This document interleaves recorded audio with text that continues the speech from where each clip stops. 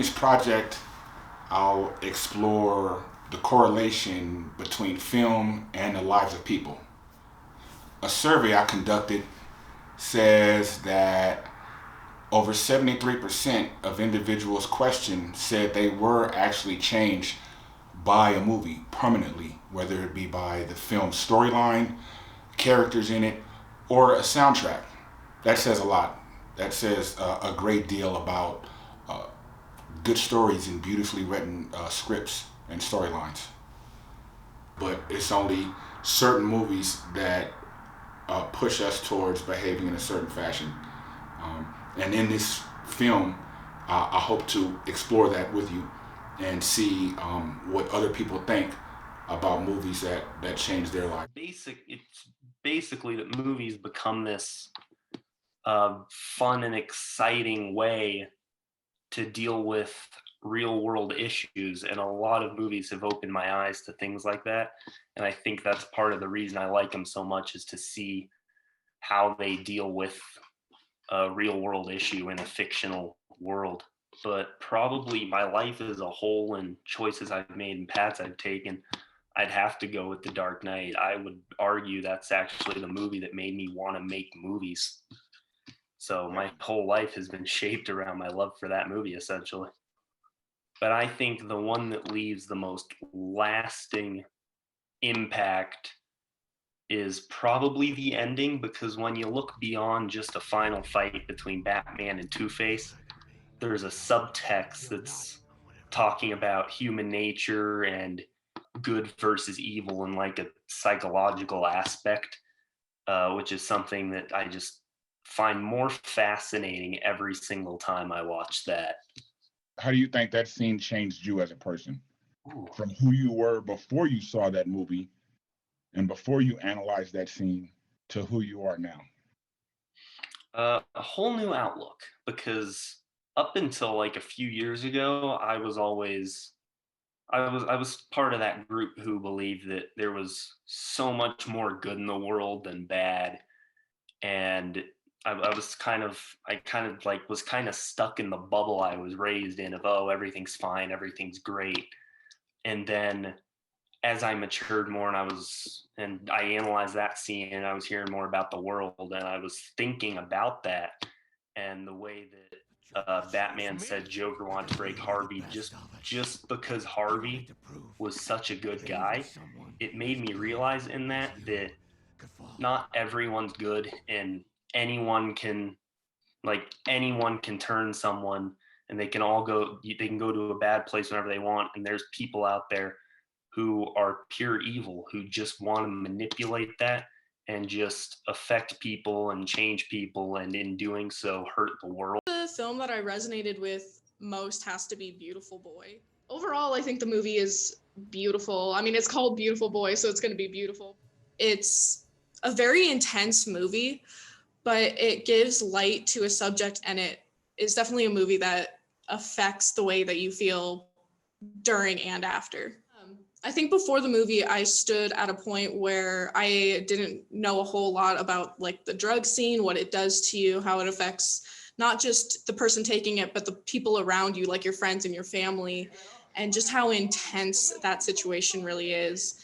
And then after watching it and seeing and knowing really how it affects the people that you love and how serious that situation actually is, apart from how serious the drugs are that affect you. And I think the scene that affected me the most in that movie was the very last time that the family said that they would help. That's not going to happen. I realize it's actually, I need to be home with you guys. You guys are gonna give me the strength to stop. Talk to you. Get help.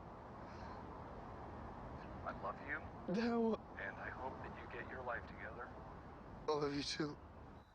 I love you. I would definitely say it steered me in a more positive direction because of how it resonated with me. It definitely gave me an insight on people who do struggle with a drug addiction. They somewhat can't control it, and you do have to feel for them a little bit and come at a better understanding point. And it also definitely resonated with me of the fact that everybody has their own battle that they're going through, whether we see it physically or we don't see it at all. Families deal with this type of thing on the day-to-day and they don't tell anybody, or somebody deals with drug addiction and they don't tell anybody and you don't see it. So it's very important, and it resonated with me a lot that everybody has their own battles and you just don't know what they're going through. So the best that you can do is just treat everybody with the same level of respect. But me personally, I would want to make films and be a part of something bigger. So it's a movie called Somewhere in Time, and Christopher Reeves, Jane Seymour, and one of the main reasons I think for it is the score. There is a moment when Christopher Reeves is looking for Jane Seymour's character, and the moment that he finds her and they see each other and they lock eyes for the first time, there's this crescendo of the theme of Somewhere in Time, the song, and it just erupts as soon as they see each other. Like, you just hear like the violins, the music, and the setting is beautiful, and the costuming is perfect because it's perfect for that time, and the acting and just the faces, the way they're looking at each other, it's so believable. Like, you would think that they were in love, and it's that moment for me that gets me every time. It's almost like a punch to the gut in a good way. The movie that had the biggest impact on my life was The Danish Girl, because it's the movie that made me realize that I wanted to be a filmmaker as a career, because it's something I always knew I loved, but it made me realize that this is what I want to do full time, and this is what I want to commit my life to. So it's The Danish Girl. Well, that movie it kind of awoke so many things in me. And part of that is what kind of filmmaker I want to be. And I always want my stories to have like a deeper meaning into them. In The Danish Girl, this man finds out that he actually wants to be a woman. And when his wife figures that out and finds that out, that he's been dressing up as a woman, I really expected her to like get really mad and throw him out, but she actually helped him through the transition and made sure he took his medication and saw the best doctors. And that resonated with me because I have a cousin that it wasn't until 3 years ago that I knew he was my cousin, because my family kind of kept it in the dark that he was part of the family, because he was born a girl, and when he decided to make the transition into a man, everyone just cut him out of his life. So we didn't have any pictures or any stories, because of that movie, I actually met my cousin and we had a talk and we hung out for a day, and he was really grateful that if someone out there is interested in making movies but is scared that it's a risky thing to do, just go all in. Films make us feel good about ourselves, but there's always an exception to the rule. Sometimes a film can change us in the worst way. Something that actually pushed me to a certain position in my life was actually a movie called Heat.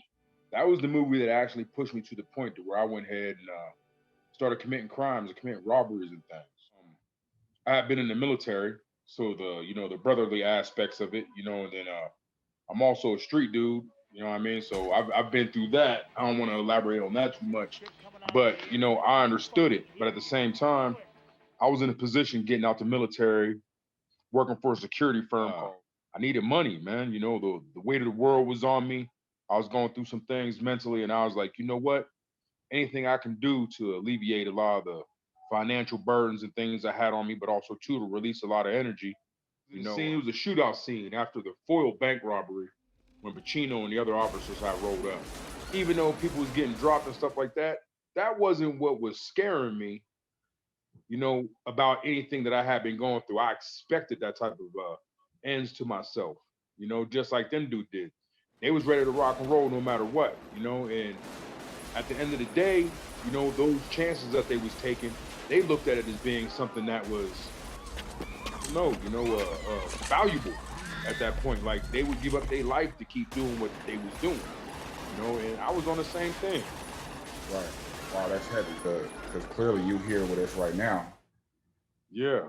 So what happened to change your life over to that flip that coin? That flip was a whole bunch of different things, man. First off, I ended up getting in trouble and got incarcerated for a while. While I was incarcerated, I started doing a lot of different things: self-reflection, a lot of self-healing, a lot of self-talk. To try to change around my negative mindset.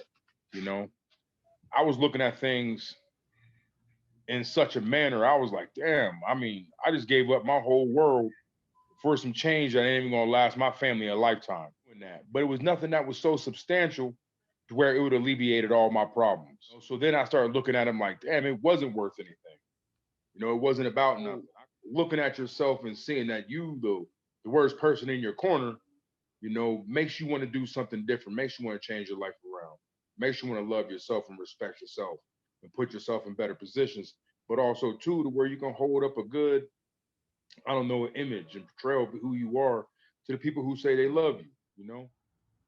There's been a few movies that have touched me that caused a dramatic change in my life. Was a film called Menace to Society.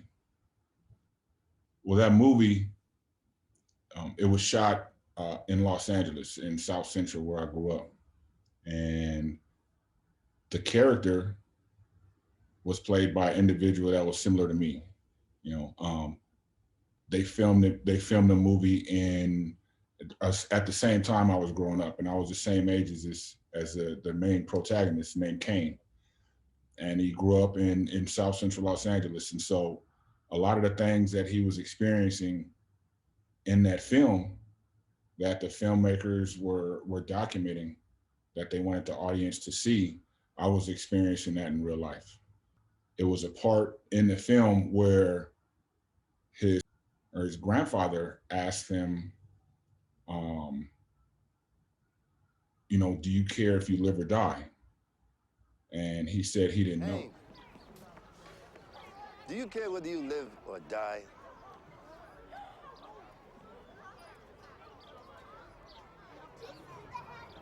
I don't know. Come on, man, let's bail. Come on.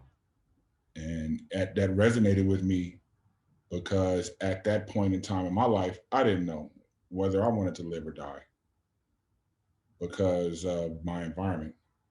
There's a lot of gangs, a lot of drugs, drug use, a lot of violence against other people, a lot of violence with, police against, uh, individuals that inhabited my neighborhood. And so I just felt disenfranchised.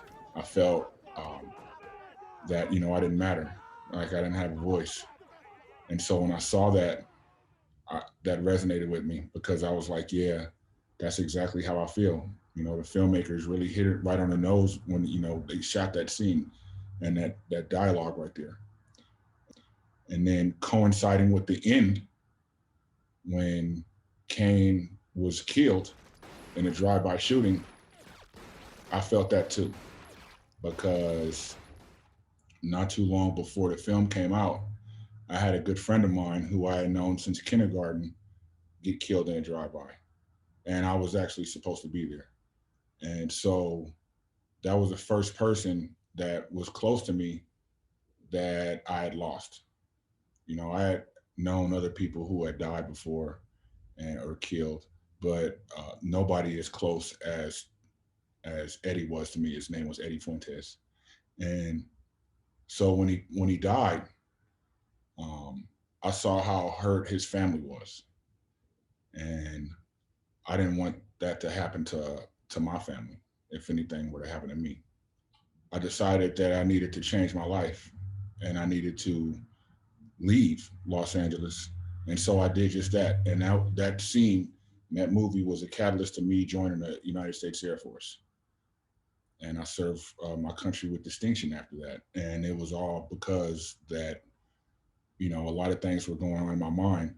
And that film was the catalyst to me being pushed to the other side to go and to live a better life for myself and not put my family through any kind of heartache.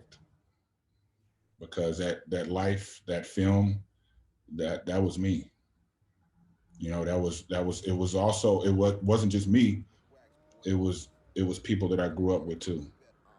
There was a lot of Canes in Los Angeles. A lot of individuals who fit that description of the individuals in that movie. There was a lot of Canes. There was a lot of AWACSes. There was a lot of O-Dogs. You know, everybody wants to be an O-Dog. You know. Thank you for viewing my film, Projections of Real Life. And I hope that something inside the film managed to get you to think about films in a different way. Thank you.